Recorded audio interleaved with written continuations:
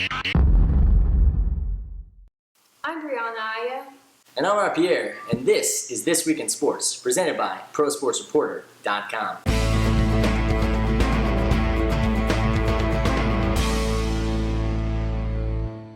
The Miami Dolphins defeated the Buffalo Bills on Thursday Night Football, 22-9. Ryan Tannehill continued his excellent play, completing 26 of 34 of his passes for 240 yards and 2 touchdowns. The San Francisco 49ers' Aldon Smith's 9-game suspension is up, allowing him to play against the Giants. However, he won't be paid to play in the final 7 games of the year. He will actually have to pay the Niners in order to play this season.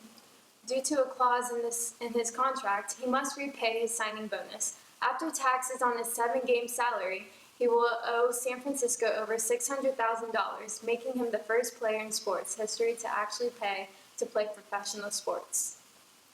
The LSU Tigers beta-tested a state-of-the-art vector Mouthguard to help detect possible concussions in their game against the Alabama Crimson Tide this past weekend.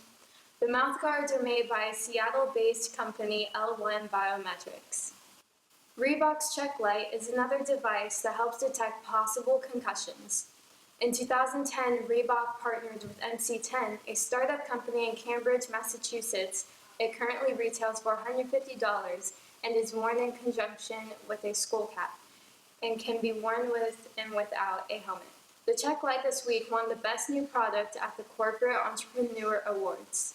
It is important to note that these devices do not have the ability to diagnose a concussion, but have the capabilities in detecting the various signs and symptoms associated with one.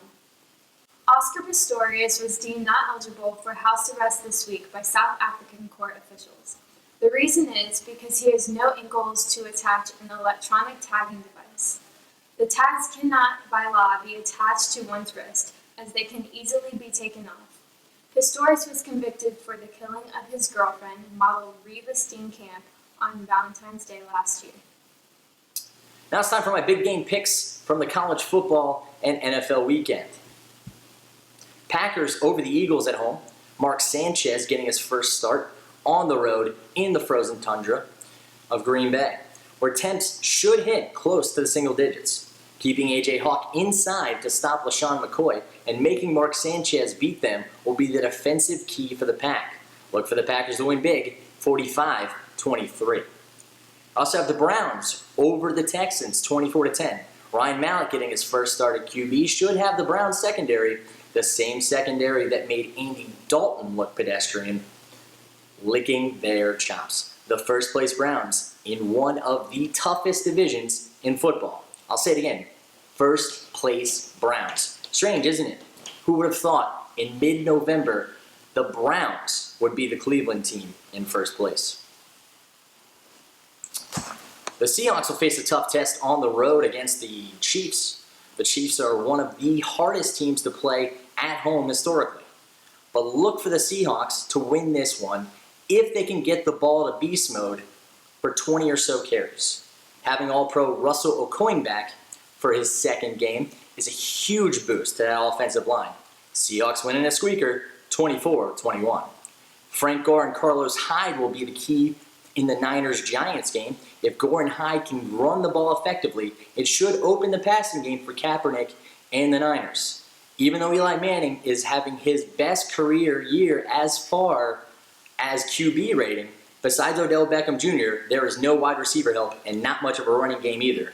The addition of Aldon Smith coming off that suspension will help the pass rush. Look for Smith and the Niners D to get to Manning hard and often. Niners win 24-7. And my game of the week is the biggest college football rivalry, FSU and Miami, Saturday night at 8 p.m. on ABC. Florida State has dropped to number 3 in the rankings, although they haven't lost a game and must continue to win to have a shot at defending their national title of a year ago. The Noles have not been as dominant this year due to the player loss and some off-the-field issues and distractions. Say what you want about Jameis Winston, he has yet to lose as a starter for the Noles. Look for that to continue. Noles win 31-24. I'm Brianna Aya. And I'm R. Pierre, and that's This Week in Sports for ProSportsReporter.com.